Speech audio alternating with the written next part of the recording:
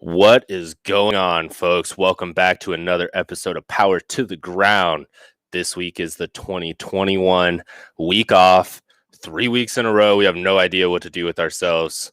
Kind of breakdown. I don't know how you break down a non-racing weekend, but we're going to give her hell. So, yeah, I mean, as you guys can see, I have been practicing my button clicking. Got a sweet, fancy intro. We'll see how it goes. Other than that, I want to welcome you all to the show. Do us a favor, tell us where you're watching at. Not only does it let us know that our chat is working, it also lets us know kind of where everybody's at so that we can, I don't know, ask you about local series, because at least I'm interested in that. You know, sure. I have a feeling that like Tiller and Jesse, they're starting to get more interested in it. Steve, when he comes back, he's interested. He's getting interested in it and stuff like that. So please let us know where you're at and what your favorite series is in your area. I guess not everyone has one like in their state, in their county. So, or great riding places too. Yeah, great riding places. That is also very important to us. So it's for our Facebook and YouTube viewers, please like, comment, share, and subscribe. We do this all just out of the passion. Jesse pays for most of this fancy stuff that me and Tiller get to mess up right out of his pocket. So like, comment, share, and subscribe. Help us get this out to the masses. Eventually, hopefully it pays for itself, so Jesse doesn't have to keep paying money to keep like the website up, keep running the Discord, get fancy stuff. You know, it's I mean, it can't be cheap. So helping him out, like, comment, share, and subscribe, it would be greatly appreciated. Also, speaking of the website and Jesse, he has been slaving away on this thing. It is optimized for mobile view. So now you can jump on your phone. You shouldn't have any problems. Like I said, he has been slaving away on it. It is power2theground.com. And while you're surfing the web, hit up brotacofoods.com. Check out all of Sean's sweet hot sauces. As you can see in front of us, our man Tiller rocking the Bro Taco shirt. Oh, yeah. And I heard through the grapevine that Sean is now a massive Ronnie Mac fan. Oh, I get so excited thinking about Sean and Ronnie Mac after seeing him on Couch Cross the other night and thinking about him just falling in love with Ronnie Mac. It's like I'm so excited.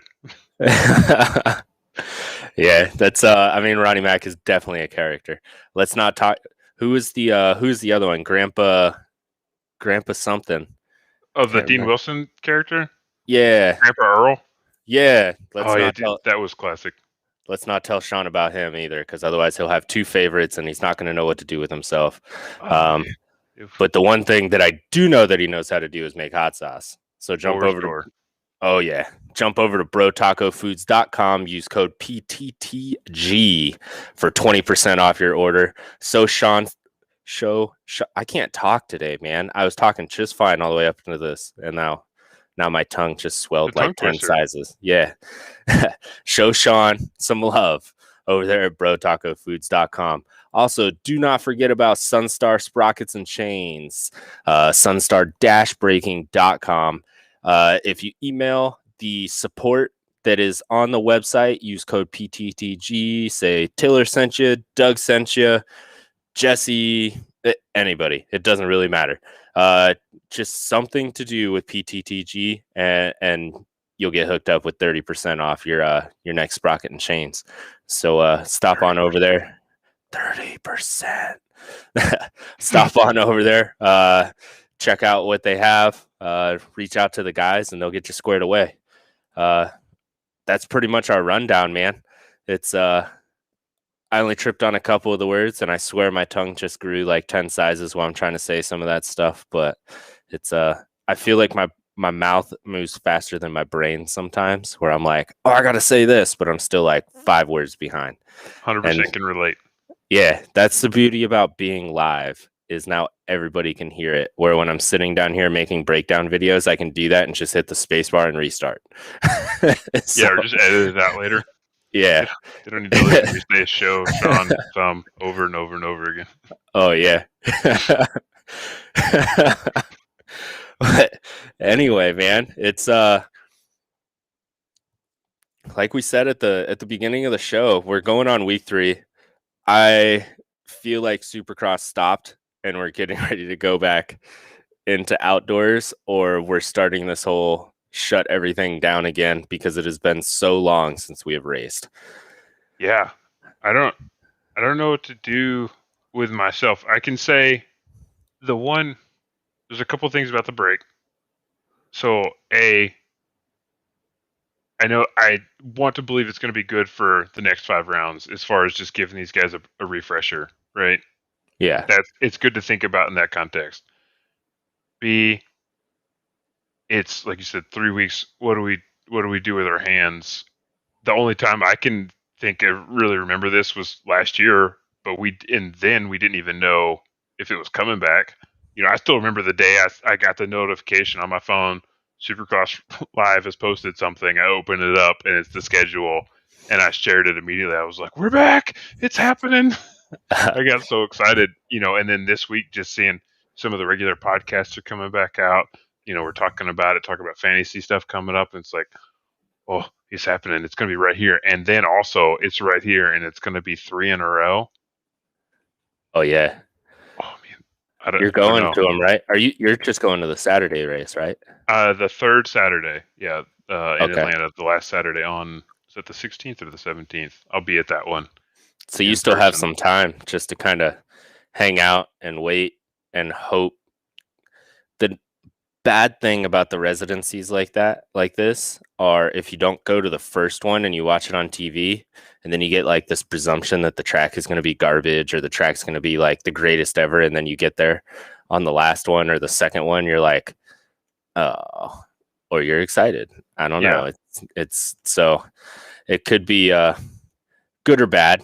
It's hard to say. I'm pretty excited about it. I was watching the animation, 2 sets of whoops, and I don't have too much to gripe about the track, except for hopefully they make that first set of whoops real squared off so guys can't jump them, because otherwise it's just going to be a jump fest. Yeah. There's a lot about it. And I'm sure Jesse will cover more of the track stuff in the preview, but I'm just excited to be back in the race again. It's been a year now where I thought my ATL Supercross streak was going to get ruined. Yeah. Maybe not ruin's the best word, but that it was gonna be hiatus, in my streak. Just the fact that I get to go back again this year. The track could be bad, but I mean, you know how it is. Just being there at the race is always usually better than watching it on TV. Because I can go back and watch it on TV later, but to know I Oh get yeah. to be there at the race and listen to it again, that's something. Well, that's like the Houston rounds, for example. They wouldn't have been as bad if you were there. You know what I mean? Mm-hmm. So it's I mean, I don't know. There's something about the race gas smell and just watching those guys absolutely send it. It just, I mean, I don't know. You have to be there. If you haven't ever been to a Supercross race or a motocross race, do yourself a favor. Find one that's within, I don't know, a couple hours at least, and just go. Not only is it a fun race like during the day or at night, whichever one series you choose to run, but just the whole like environment is awesome. I mean, outdoors brings a different style of fun. Supercross is more family oriented, I guess I would say. It's I can see that. It's cleaner, and like if you have kids, they can usually see the whole track. They can watch their favorite rider the whole time. Outdoors is definitely not cleaner. It's not as loud, I guess I would say, and there's not as much showmanship, but the parties are second to none, especially if you're a camper Yeah, it gets crazy. Yeah, So I still can't wait to do that. I keep hoping they'll bring back Muddy Creek one year because that's the closest one by far to me. they, I thought that went like Steel Creek and GNCC, where the EPA got involved, so they don't really race there anymore. Maybe I know they. I'm pretty sure they still do racing there, but I don't know at what level that happens for the kind of national series as compared to just normal local racing at these places. Yeah, the Supercross is definitely more of an organized experience, from everything, whereas outdoors is Unadilla. There's the outdoors is just the race happens at this time and everything else is kind of just have at it. The pits are wide open. It's a full open experience. So that's kind of the thing. This year I'm bringing somebody that's never been to one of these before with me. It's going to be an interesting experience. I'm going to try the pit party, but also this is a good year to also kind of use the excuse for actually sitting in at the stadium and watching the qualifying in person instead of roaming the pit party. Normally, I'll stand in line for hours to get an autograph or something just Just cause. because Yeah, just cause. there is the pit parties are fun, but I don't know. I've been to enough now to where I'm like I'd rather go watch the qualifying. And as you've seen through this season on like fantasy and in outdoors, when I watch qualifying, I score high. Like I do real well. But it's I don't know. You get that feeling, like it's race day, like let's go. So it's definitely there's a feeling there that is unlike any other. So Yeah, it'll be good as long as it's not pouring rain. But even if it's pouring rain, I'm bringing ponchos and saying I got to do it once. right. It'll be good. Yeah, so I'm pumped to go to Atlanta. I'm pumped Atlanta started. We get 3 weeks off, but then we get 3 races in a week, and then it's the weekend scheduled for the last 2. And I was listening to something this morning, and it's kind of weird to think about that almost the last third, hair over third of the races is happening in the next 3 weeks. That is pretty crazy. Yeah. I can't say I don't like it though. I mean, I prefer it. I got nothing wrong with it. They had a break. They got 3 weeks into it. We get a pumper, and then it's going to be one round, and then I'm pumped for that East-West shootout. But we'll talk to that. We'll talk about that as it gets closer. Don't you get me on that soapbox, Tiller. We'll be here all night. I'll still have to end the stream at like after 8 o'clock, and then like in between 8 and 8:30. I'll still have to end the stream, but we'll sit down in this basement all night, and you can listen to me gripe about how every 250 race should be an East-West showdown. Yep. So it's other than that, there was some big news, but I wouldn't call it big news. It was definitely, if you were following injuries, you saw it coming. That kind of came out today. I think it's what we have AC. Let me check Fortner, real quick. Boland and Osborne have all said that they're not returning to Supercross. Just this year, not. Oh yeah, not ever. Just this year. We clarify. Yeah. Although I don't know if it would hurt them that bad not to show up to Supercross with how the past couple years have gone. I mean, obviously Max is a young kid, but with how RJ Hampshire also. Oh. Yeah. So with the way Cianciarulo and Forkner have kind of done in Supercross in the last couple years, I don't think it would be I don't think it would hurt them that bad. As much as it sucks to say, I don't know.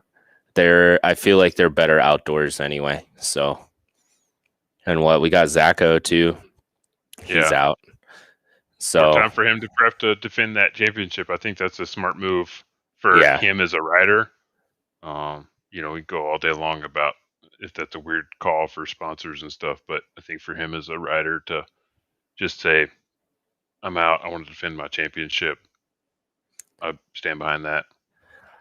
I can tell you, coming from that side, I don't think it is a weird call, telling your sponsor something like that, just because your sponsors want to see you do good. Mm-hmm. And if we're being 100% honest right now, Zacho has not done good in Supercross. Oh yeah. Same with like AC, and I can't really say Forkner. I mean, he definitely has his flash in the pan, but he likes to wreck, and obviously when he's out there doing Dirt Angels, his bike is still on TV. So you're still getting a little bit of sponsor recognition and stuff like that.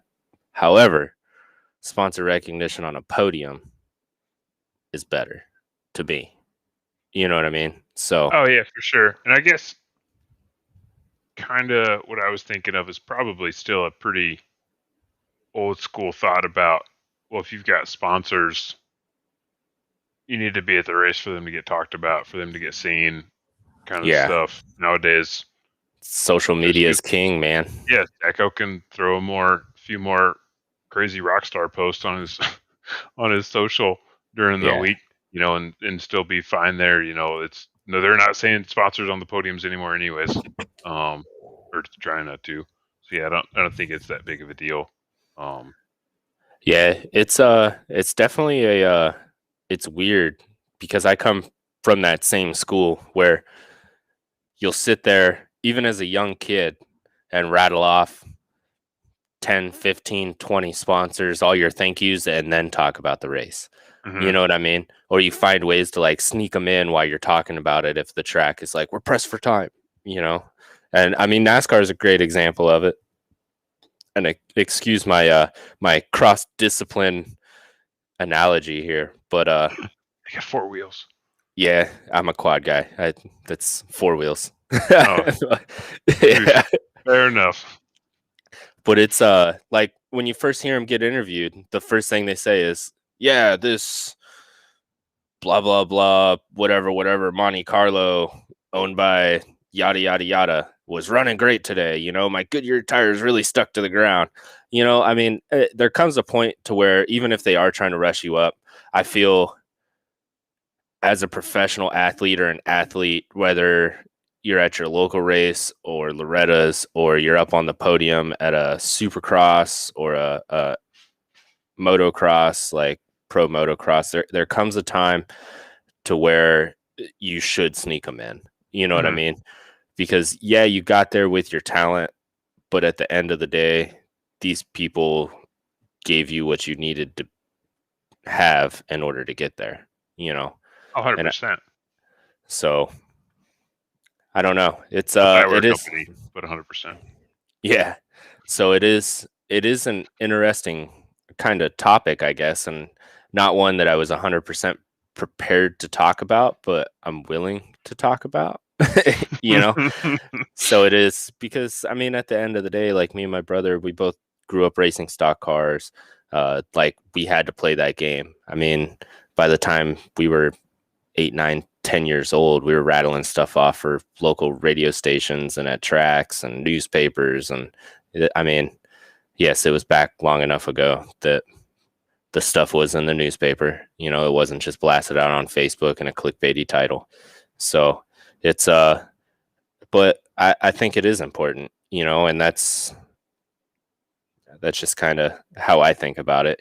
Not even coming from somebody that sponsors these guys, just coming from a racing perspective. I think that it is important to show a little bit of love to your people, man.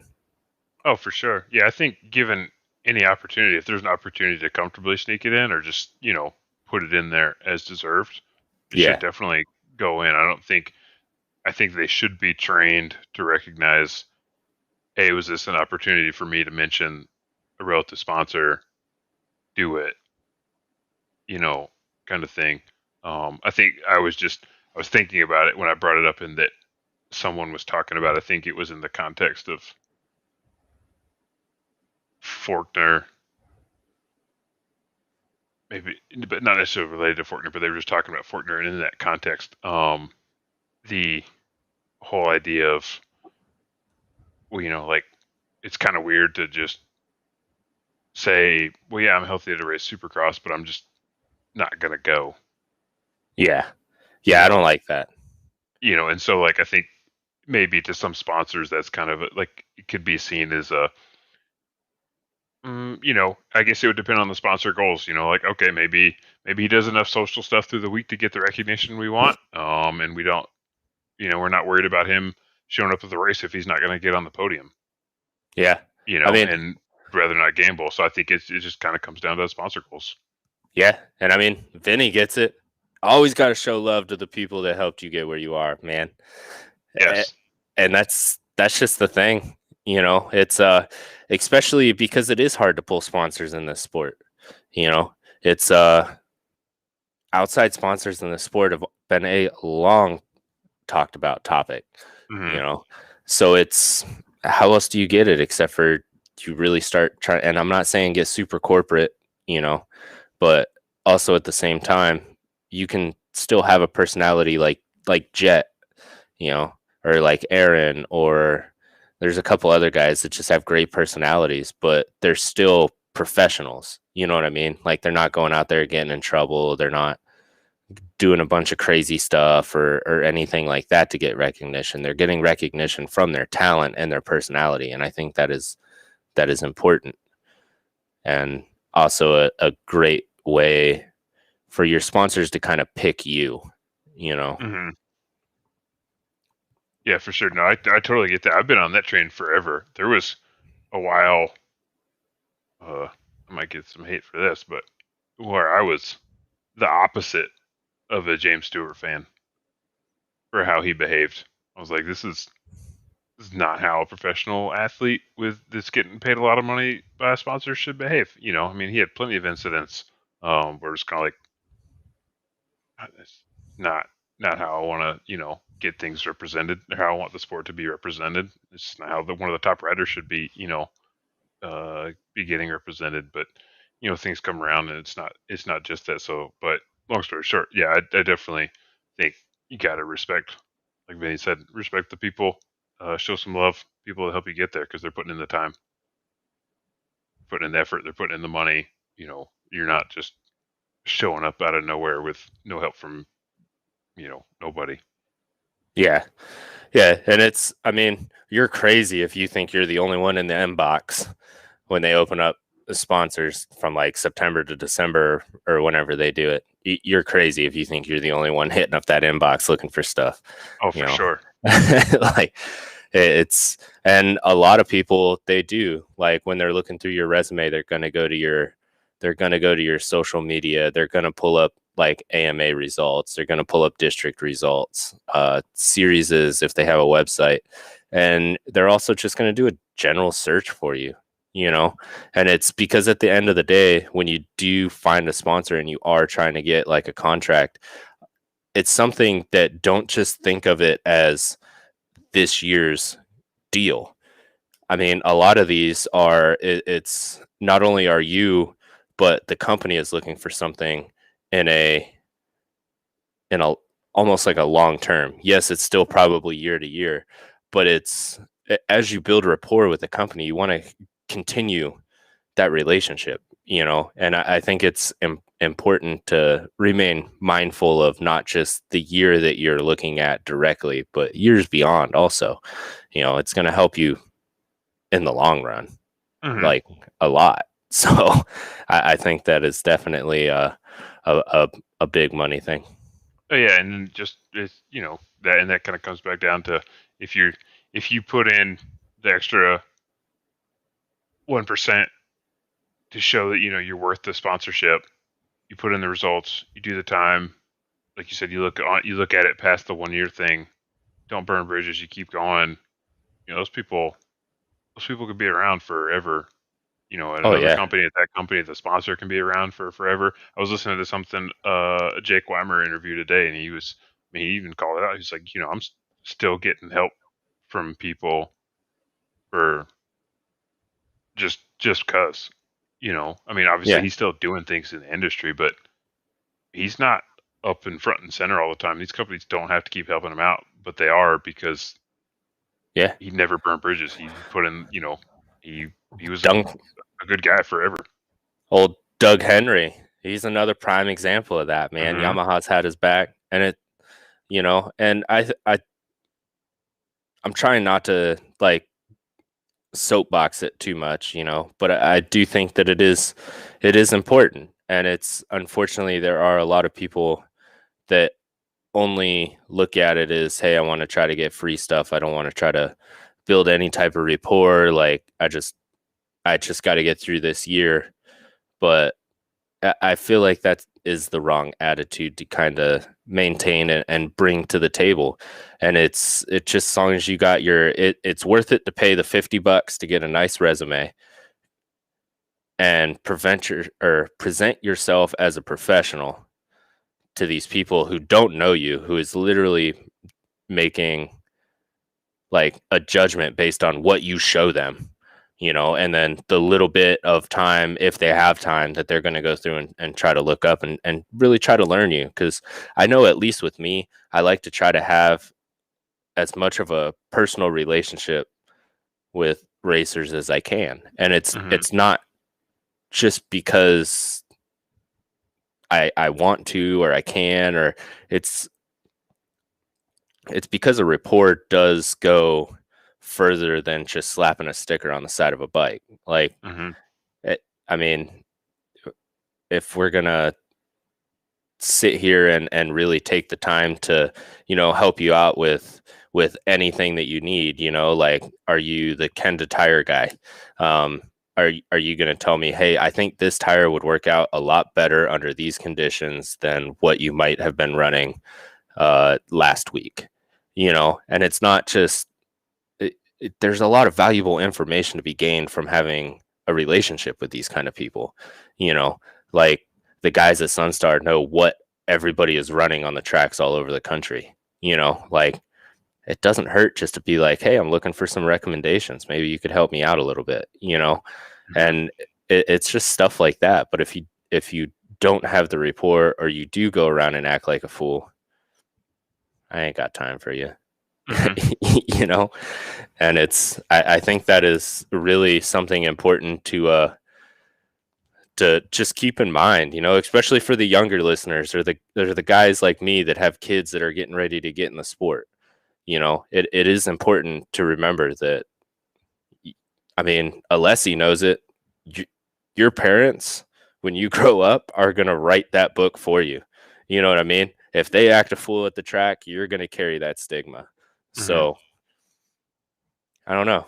Be cool, people. Just be cool. Enjoy the weekend. Race. Shout out your sponsors. Hang out afterwards. Have a cold one.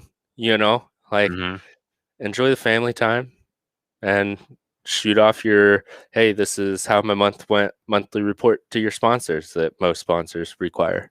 So that was a way off topic tangent, but what we do here. yeah. I don't even know why we write out an itinerary, man. We always end up off of it. So we do. Yeah, take care of the family. Family being Power Sports family. Yeah, and like even Vinny popping up again. I like I said, I've raced almost my whole life, not necessarily the two-wheel discipline, more like the four-wheel stock car. But I now that I'm older and stuff like that, like I do race quads, and I have raced bikes before.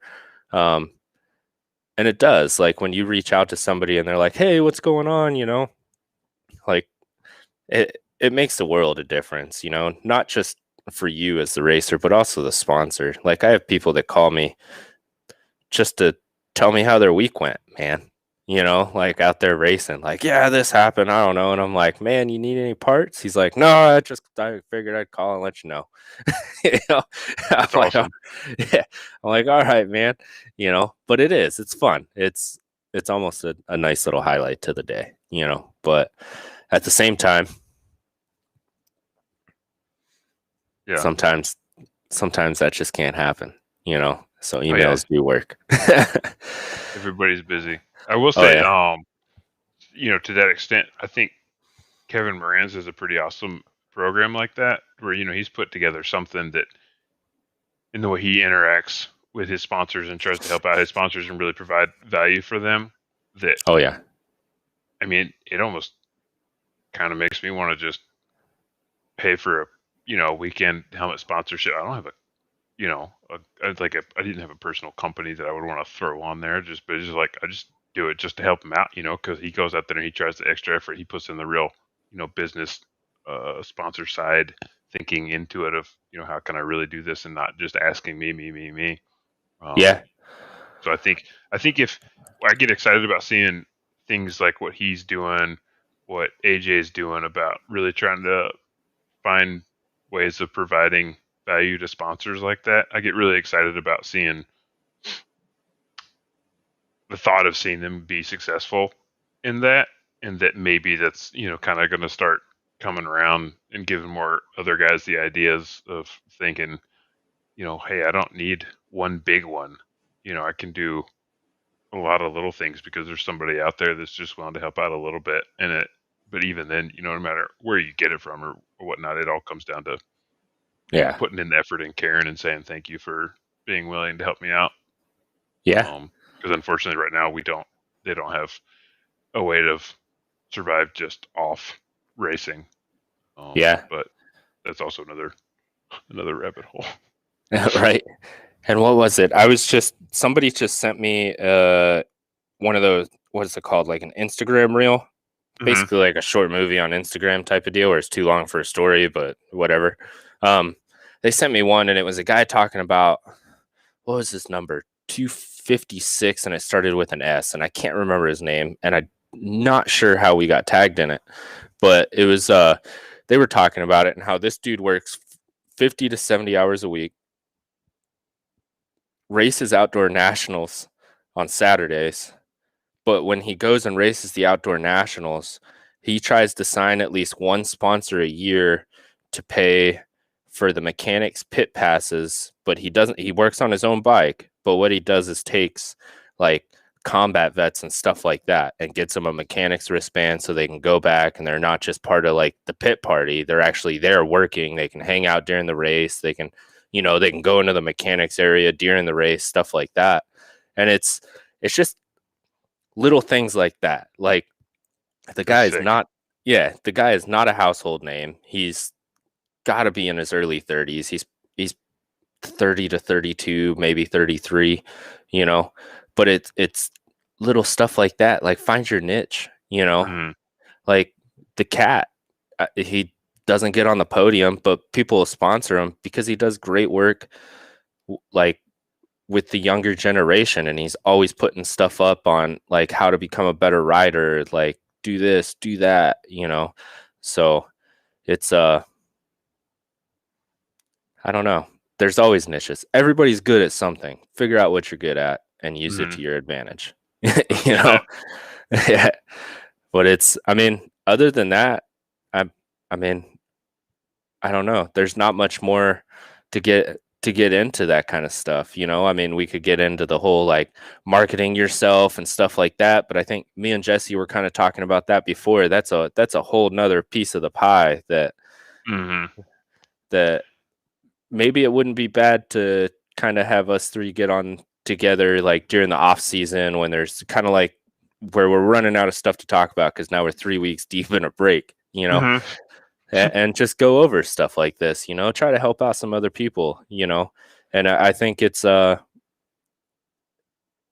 stuff that never gets talked about. You always hear a lot of these guys like Blair and Villapoto and like all these guys talking about, my kid races, like we do this and we do that and blah, blah, blah and stuff like that. But nobody ever talks about like the background stuff. Like you never hear like on Deegan's podcast or vlog or whatever they do, you never hear them talk about like, so this is how you become a successful racer. Because as you go up, as like you're going to start in like beginners or C, or next thing you know, you're in B, and now you need to get better brakes. You might need to get head work done. You're looking at like better suspension. That's like $6,000 right there.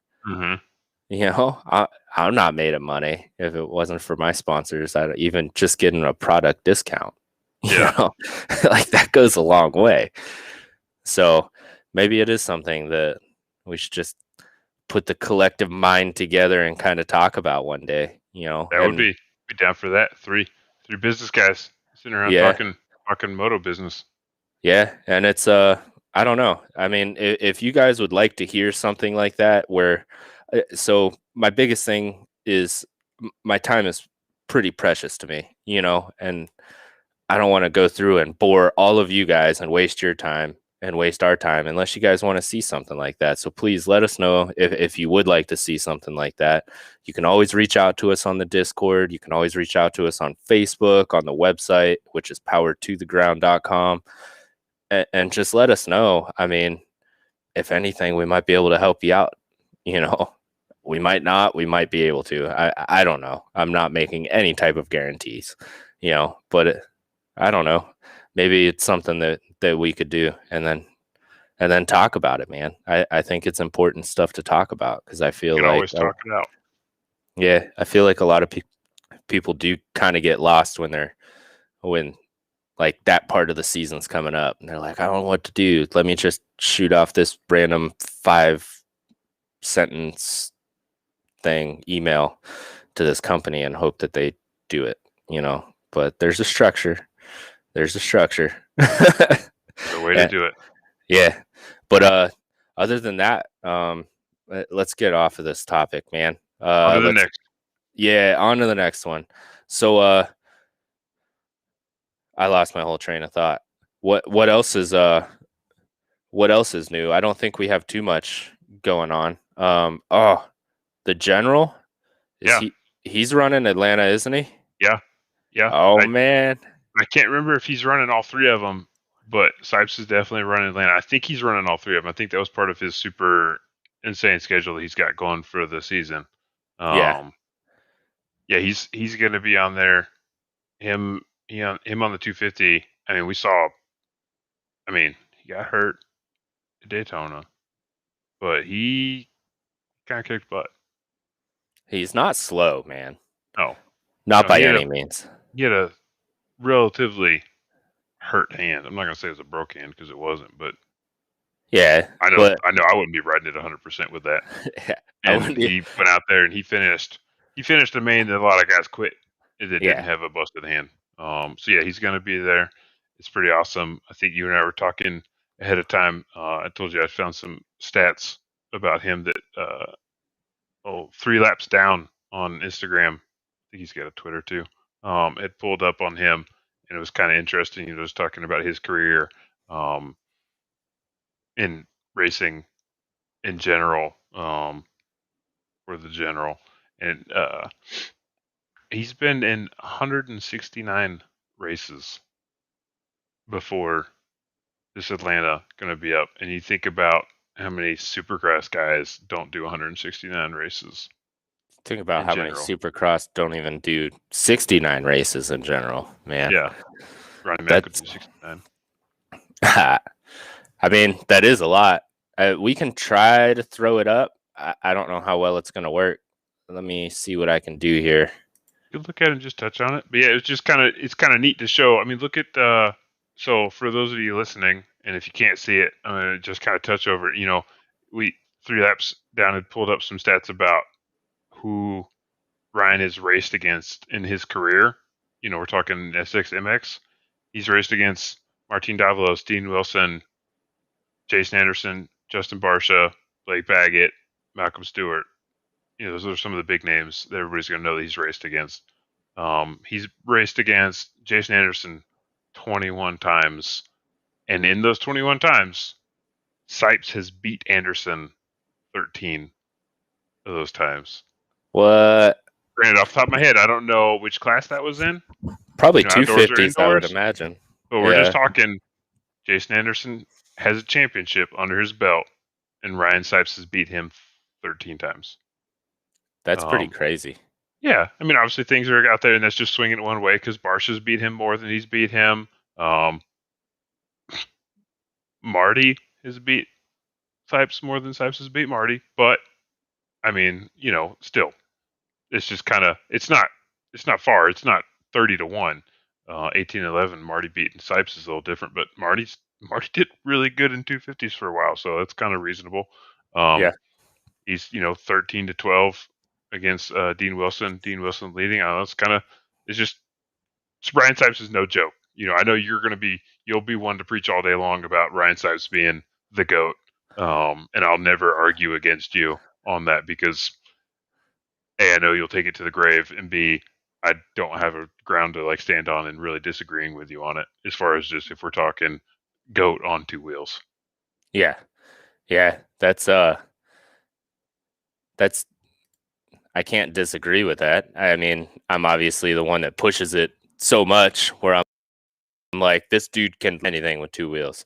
Mm-hmm. Like, let me just go do a flat track TT, load my stuff up in the van, drive over to Unadilla and race a pro MX race in the same weekend.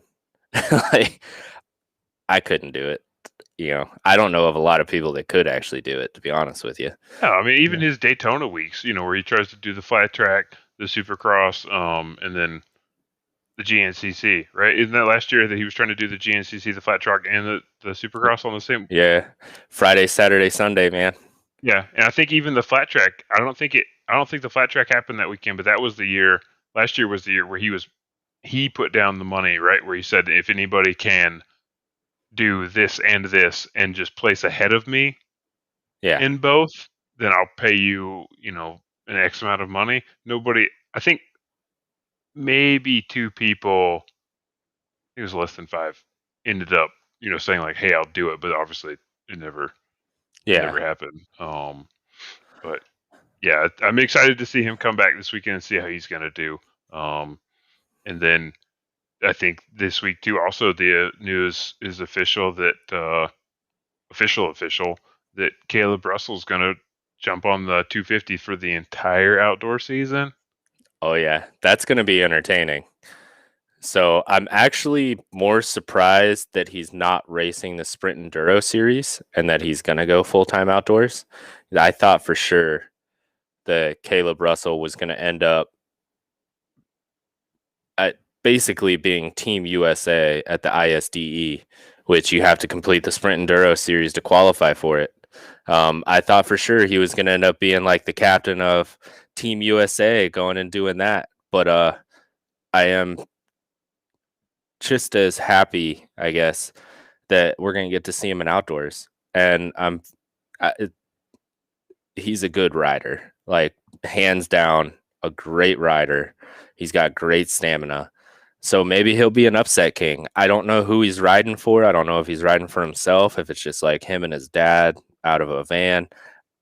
Honestly, I don't think it really matters because he's still definitely KTM, Team KTM all day. And I definitely feel like there are people that are going to help him out no matter what, So I'm pretty excited to see how this goes. He's riding for Red Bull KTM. Oh, is he? Yeah. Oh. As you were talking about him not running the Sprint Enduro series as a potential, to get into the ISDE, that makes me think he's going to be Volan's teammate. I think, man, as the KTM guy here, maybe they're thinking between Husky, KTM, Gas. Maybe they're thinking he's their best shot at championship points.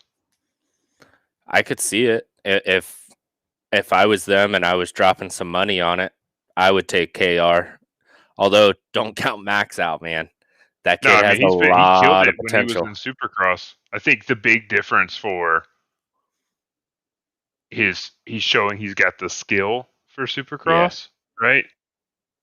But I think Volan's question is going to be, how's he going to do in the summer for 2 long motos? Well, that's I believe he's got the heart for it.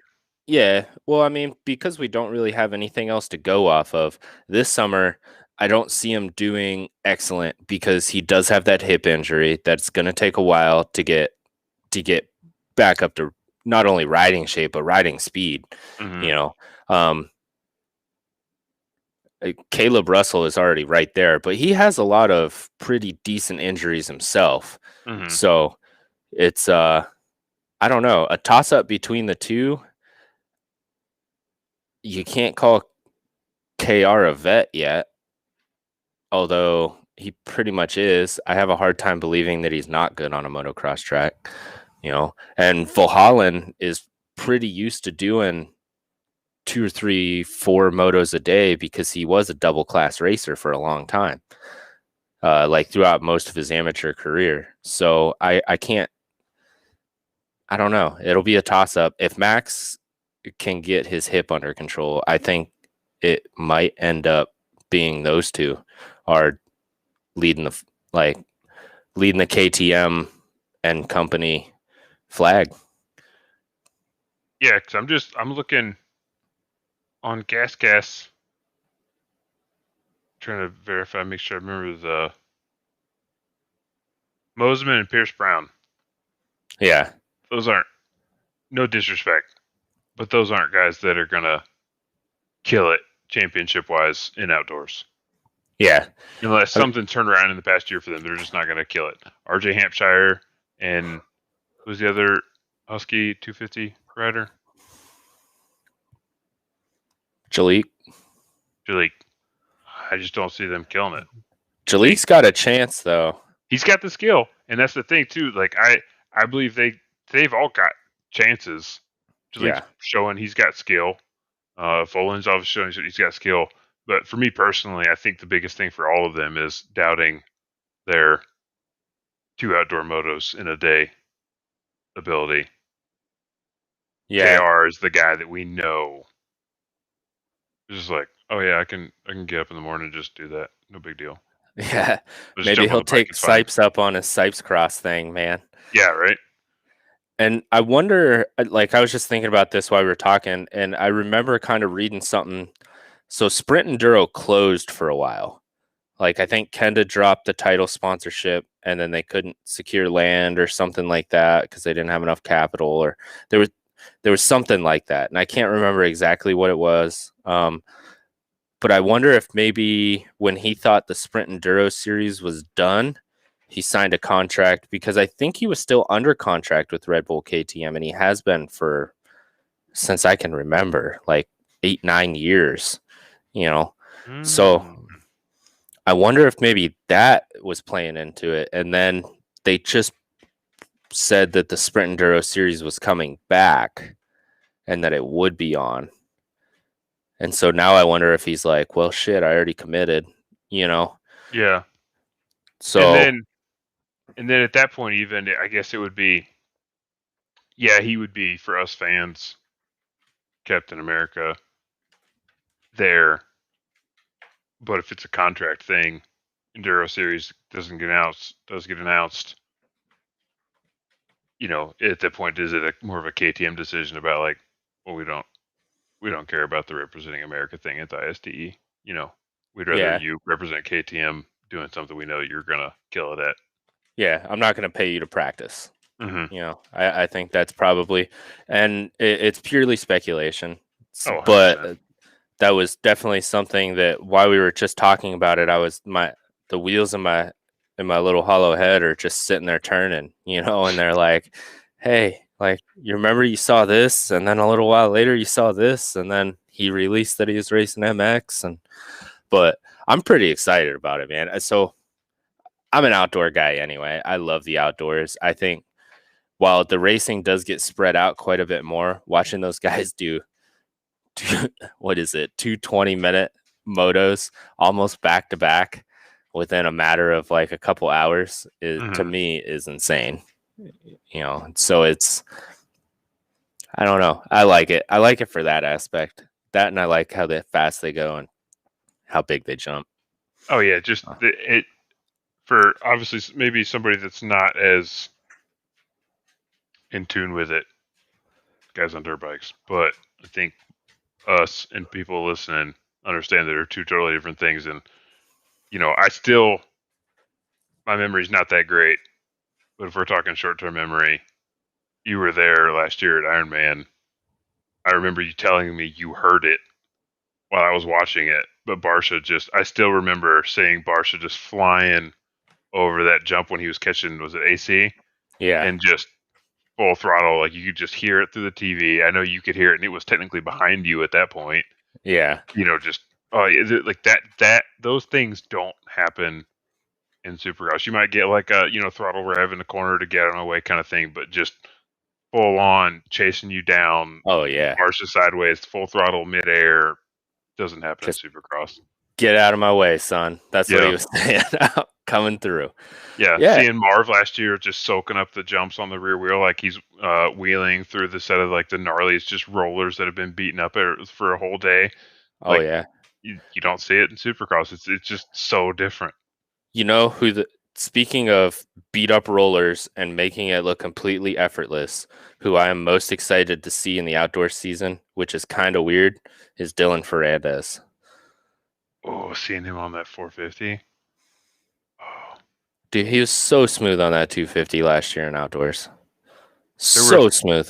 some of those battles between he and J Mart. Just watching them go, just that they both just had it, everything they could give it each time. Just Oh watching yeah. them go. Yeah, if Ferrandez can figure out how to handle the 450 in the same way and just put that into it, it's gonna be fun to watch. Oh yeah. And there's just something about watching the Europeans ride bikes, man. It's like poetry in motion. Like I don't understand how they do it. I don't. But for some reason it's like they have weights in their rear tires, man. It's just always on the ground. All the rollers. It's so awesome to watch. But it's do you want to do some show and tell, bro? Let's do it. All right. On to the next. On to the next. Show and tell. That was my sweet intro. What'd you bring, man? Well, first let's explain it real quick. All right, so we were sitting here and we are like, oh man, what are we gonna do for the show? Like, there's not really a lot that came out. What is it? Hampshire, AC, Faulkner, and Max are done, and Zacho are done for Supercross. Yeah. Like, if you've been following their injuries, you could have taken a wild guess and realized that there's only 5 races left before the outdoors. One of them is an outdoor champ. I think they're probably not going to come back. So we were sitting there talking, like, what do we do? What do we do? And then it was just, well, let's each bring a couple things and we'll talk about why we like these while we're riding, or what helps us out while we're riding, or really anything like that. And so, I mean, most of my stuff's in my trailer, like 15 miles away. So I'm running around my garage, like throwing stuff. My wife's like, what are you looking for? And I'm like, I don't know, something cool,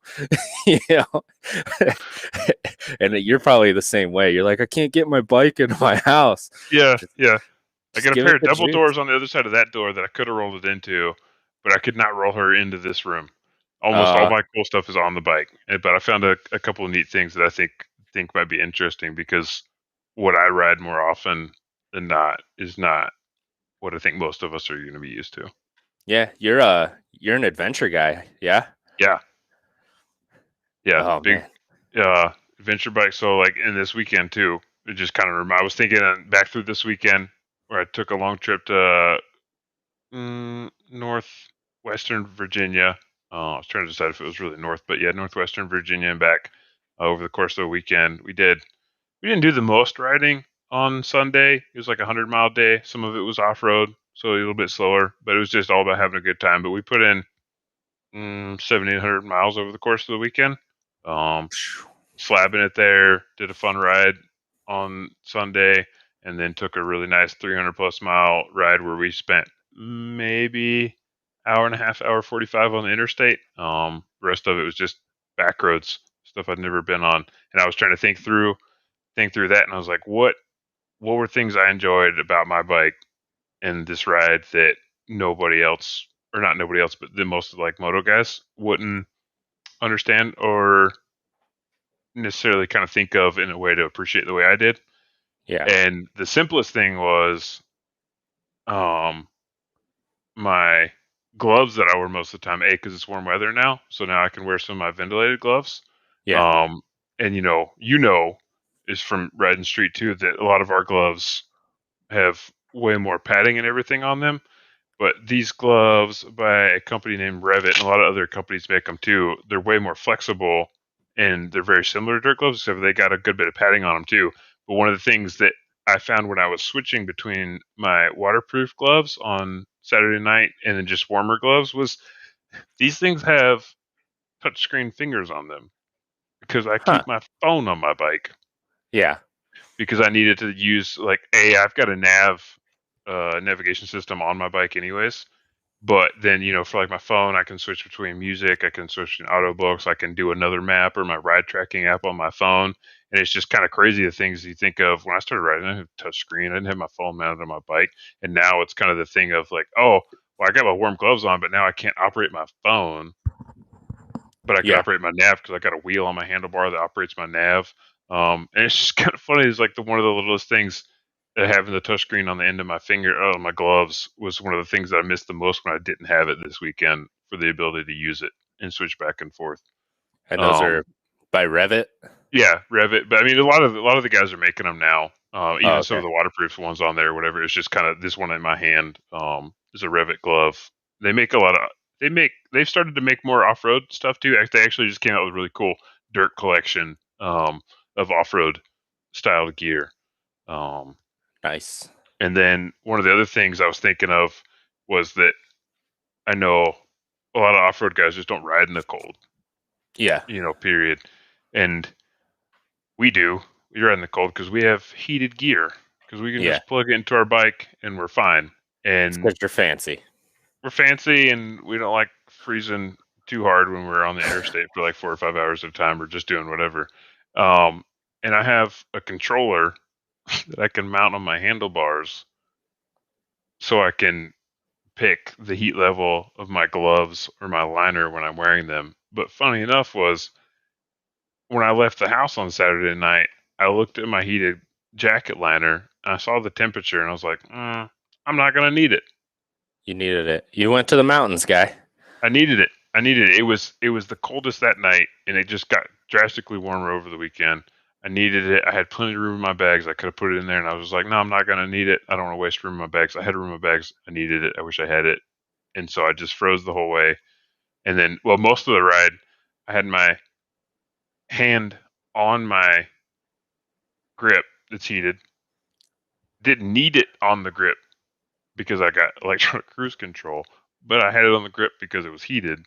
And I had Yeah. my left hand down behind my cylinder head, tucked Trying in to away keep from it the wind. warm. Yeah. That's Oh, uh yeah. that's an old Harley trick, man. That's I do that stuff. I've actually melted. So I ride with baseball gloves because I'm super smart, and it's I do the same thing, man. And especially when I was out in California going through the mountains and stuff like that, you're like, oh, it'll be cool. And then all of a sudden, like, yeah, it gets real cool when you're going peak to valley, peak to valley, peak to valley. You're like, oh, it's so hot. Oh my gosh, I'm gonna freeze. Oh, it's so hot, you know. But Yeah. it's yeah, gloves are definitely important and I think very understated. And the fact that you have a what is that, Bluetooth like heater hmm thing? Well, It, yeah. So that one, yeah, is effectively like Bluetooth. And it's got knobs on it to where you can hook it up and control like the jacket temperature and the glove temperature on it. Um, yeah.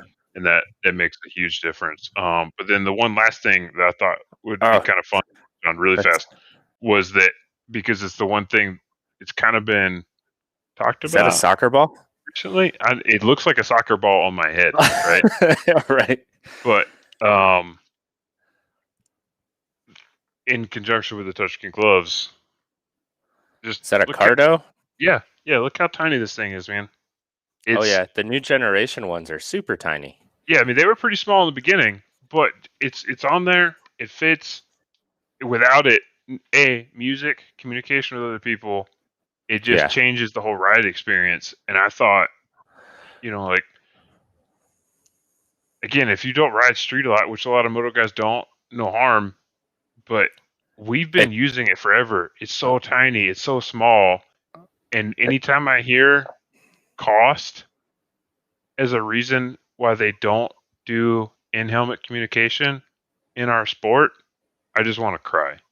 Yeah, Like, you they're not can't that tell me, expensive for what they are. yeah, and you can't tell me Cardo can't be like, well, here's just a, Right? I'll even sell it to you at cost. And Feld Put can't be like, well, this section of like, I don't know, 30 seats could pay for everybody in the night shows Cardo units. Done. Plus, you're Easy. forgetting what we talked about earlier, man. They could be like, well, I'll give it to you for cost. Just throw my name up on a couple of the hay bales. Or You know? or for free if you did Yeah. that. If I was Cardo, I'd be like, well, maybe make the riders pay for the bracket and the Yeah. speakers in their Yeah. helmet, so it's there. But if they get in the night show, then we pop in the 44 units we need um into the helmets for the guys that make it in Hmm. there, so you don't have to reprogram everything. It's done and it's over with, and cost is not almost non-existent, no big deal. And then Cardo's got Yeah. their name out there, and they don't have to worry about just Deegan selling stuff from their ads. Yeah. I'm so used to these things They're and nicer in practice, how though.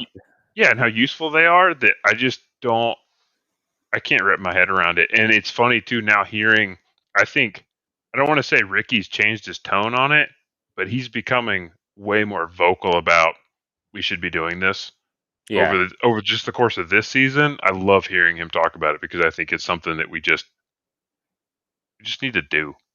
Yeah. It just needs to happen. A lot of guys use them for practice, man. I see them out at local tracks quite a bit. I see them.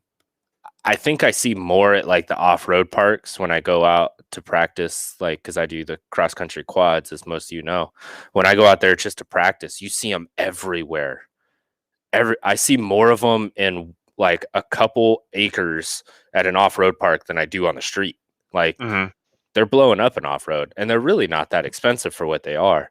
And I don't know. I think they're cool. I had one on my street helmet for quite a while. And then I got a street glide, so I didn't need it for music anymore. Yeah. And then I realized I never really used it for anything except for music, Yeah. So, but most it's of the time I don't use it for anything other than music. But when I'm riding with friends, it's nice to just throw it on there. But even with the moto stuff, man, I'll be honest. I'm embarrassed. Last fall, my sister was like, "Hey, is there something out there that I can use to communicate with her son while he's riding?"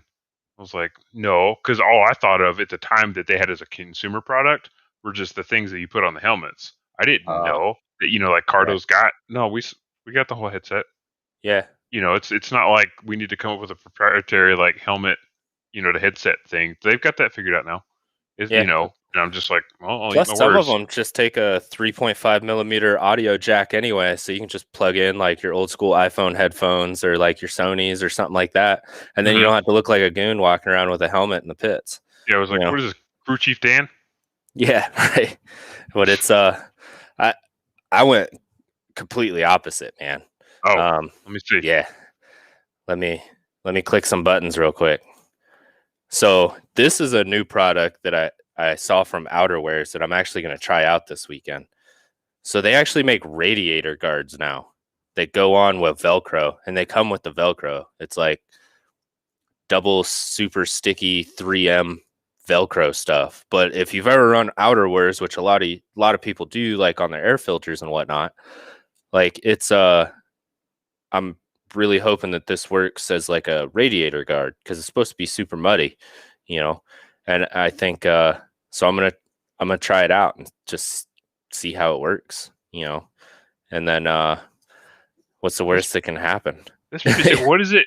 Do you know what it's made of? Is it purely just like a trying to think, like a fiber type material, or is there like metal in it? No, there's no metal. It's so it's the same stuff that like just their regular air filter outerwears are. And then they make them for like all different types of dirt bikes and everything else. But I figured, especially if you're running shrouds, you can hide that Velcro. Like I run shrouds on mine to hide that Velcro, stick it on there real quick. And let's say halfway through the race, it's all packed up. Stop by your pit real quick, have one of the bros reach under there, rip it off because it's just Velcro. Boom, start fresh on a radiator, no overheat, you know? So that's my thought process on it. Whether it works that way or not, we'll see. I'm going to get to test it this weekend. It's been storming all day and it's supposed to rain again on Saturday. Sick. Yeah. What else? So O'Neill hooked me up with this. So it's actually a Roost Guard shirt. It's like a mesh shirt. So it's really cool. But it's a Roost Guard and it's all soft. It's all pliable. Like you can bend it all up. Because if you're like me, you don't like the hard plastic ones because I move a lot and I'm kind of chubby and I'm a little hairy. And so I sweat real bad. And the plastic does nothing to help me with that stuff, you know? So I was talking to my O'Neill rep, which goes back to talk to your sponsors because they might be able to help you out with some stuff, you know? Like, hey, we have this. This is actually for mountain bikes, dude. That's pretty awesome. Yeah, and it's worked out great. Like I've caught rocks with my chest, especially like on the start or when like I run woods, you act like there's not rocks everywhere, you know? I don't run on a perfectly groomed track. Yeah. Like, and so far it's done excellent. I haven't overheated. I don't even notice I'm wearing it. And it makes me look like I'm built like a tank when I put it on under my jersey, you know? So I think I thought that was cool. You know, I was just kind of running around through all my stuff and I was like, maybe the guys will like this because I do see it quite a bit where guys are like, well, I want to run a Roost Guard, but what's out there that's not hard plastic? And I get it because the hard plastic, it does kind of suck, you know?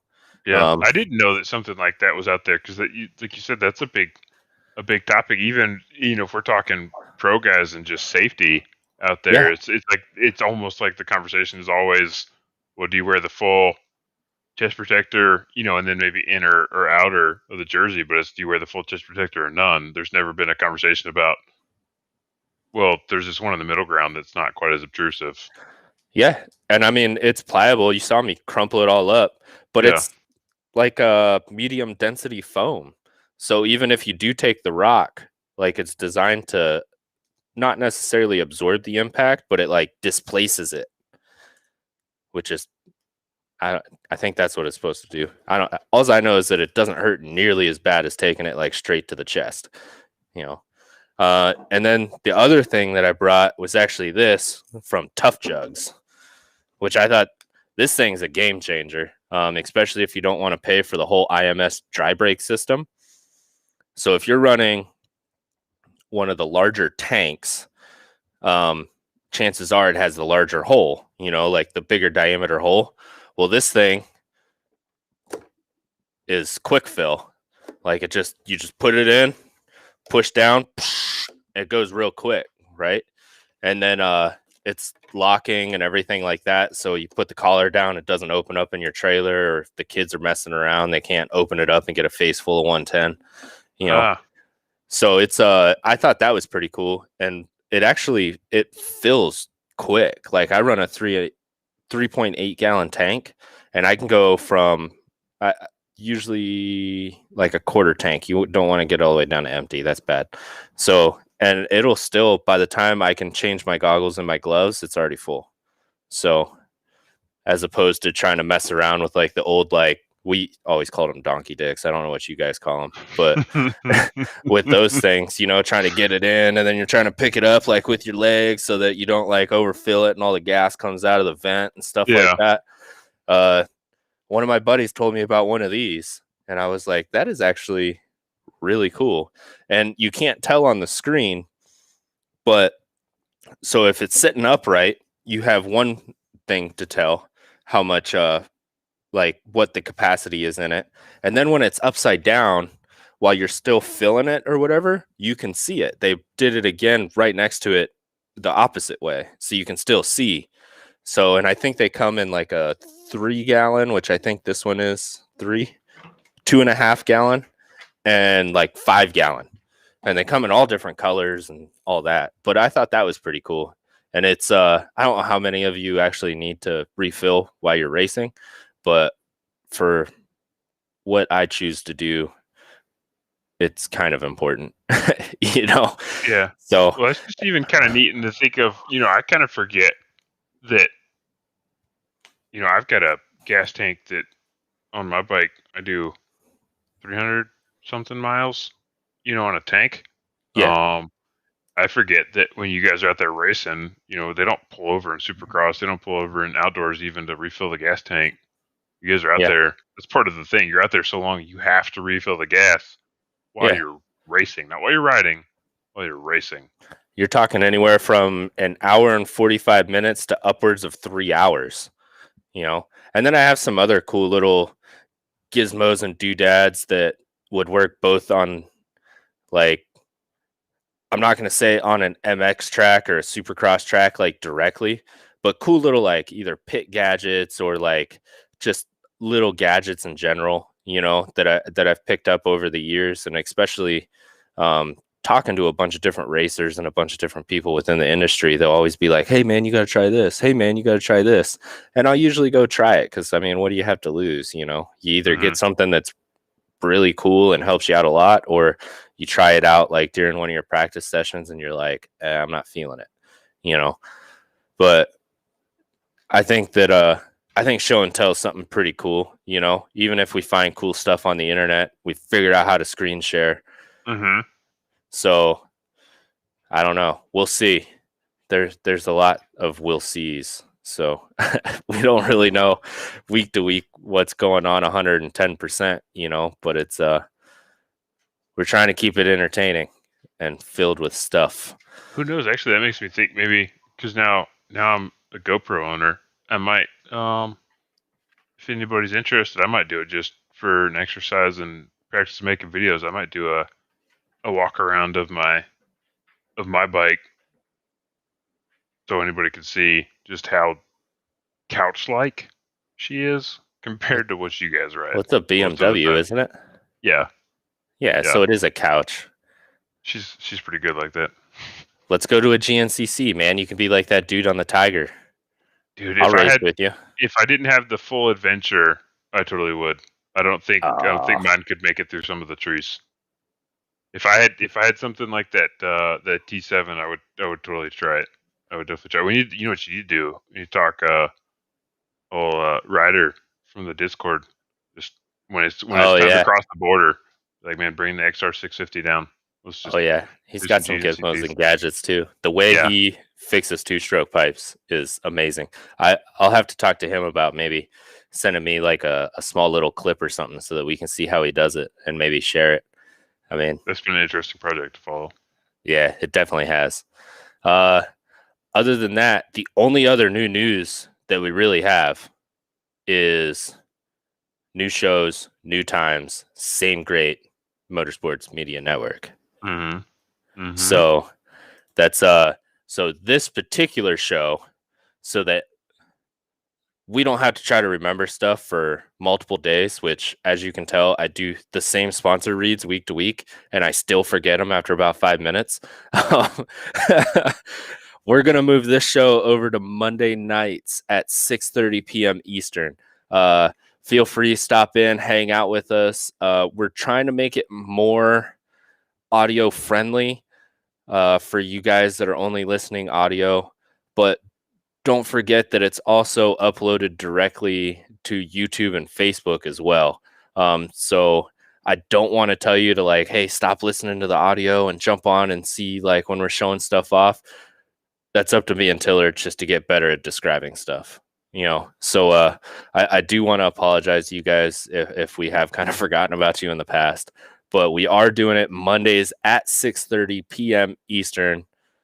Same channel, same. I don't know what they say on TV. It's been a while, but same network. All this, come hang out with us. We love y'all. So, and then Jesse is going to do a preview show, which we kind of alluded to a little bit earlier. Where we were like, well, Jesse will go over that. It's he's moving his show to Friday at noon. Come hang out with Jesse. I'm sure he'll have guests on every once in a while. It might be who knows? I don't know what Steve's up to. I know he's still going to class and all that. Maybe we'll see Steve. Maybe we'll see Sean. Maybe one of us will just get a wild hair and decide to jump on and give him a virtual high five. You know, it's yeah. And I mean, I don't know. We'll see. We're trying new stuff, guys. So trying to figure out what works best. And I like it. It's something new all the time. But it might be the first and only time that we ever do show and tell, but I think it's pretty cool just to kind of see what's out there, see what's working, see what's not, and see what guys choose over other things and why. So if you do have something that you think is cool for either show and tell, or that you'd like to go over with like fantasy where you want us to break it down, or stats, or something for a preview, or on a review if you might have saw something cool that we missed, stop on over to Facebook. It's Power to the Ground Podcast, I think, right? Power to the Ground Podcast. Mm-hmm. I look at it all day, every day, and I still can't. I always just type Power to the Ground. So stop over at Facebook, like us, comment and share it. Stop over at YouTube, Power to the Ground Podcast as well. Like it, share it, subscribe. Yeah, you can share YouTube videos. I'm not techie. I apologize. I'm kind of stumbling through this. I'm trying to remember what works with what and what doesn't work with the other one. But it's you can share it and subscribe, and I don't know about the Facebook. I don't touch Facebook as often, but the YouTube, you can set the notification to where as soon as we go live, oh yeah, you get the reminders. You don't even have to think about it. You can do that on Facebook as well now, I think. Oh, yeah, if you get the app or whatever. Yeah. So go ahead, hit us up. Let us know kind of what you thought about tonight's show, what you'd like to see us do better, what you didn't like, so that we don't have to continue on with it. Nobody likes when somebody keeps doing something that nobody else likes, but we don't know unless you tell us. So please stop on over or reach out to us on power2theground.com. And that's really all I got. Taylor, you got anything to add? Oh, man, I'm looking forward to Monday night, getting the first Atlanta out of the way. I already got some things I want to talk about, and I haven't even seen the race yet. Oh, I feel the same way, man. I'm pretty excited. I'm going to be destroyed. I'm going to miss all the qualifying, most of practice, most of the heats, but I might catch it in the truck on the way home. So we'll see. Yeah, Saturday starts at qualifying starts at 9 a.m. Yeah, I'll be at the track. Yeah. I'll have to take the Jenny, man. I don't know. Maybe watch it on my laptop while I'm sitting in the trailer. But it's yeah, I'm looking forward to it too. I'm just excited that we're going back racing, man. So I will catch you in 3 or 4 days. Yes. Looking forward to it. And don't forget to catch Jesse tomorrow on the same network, same places, YouTube and Facebook, as well as all podcast locations, Friday at noon. So I don't know. I guess we're signing off, man. I'm going to go get yelled at by my kids. Have a good time with that. Oh, yeah. It's always a good time. Yeah. All right, man.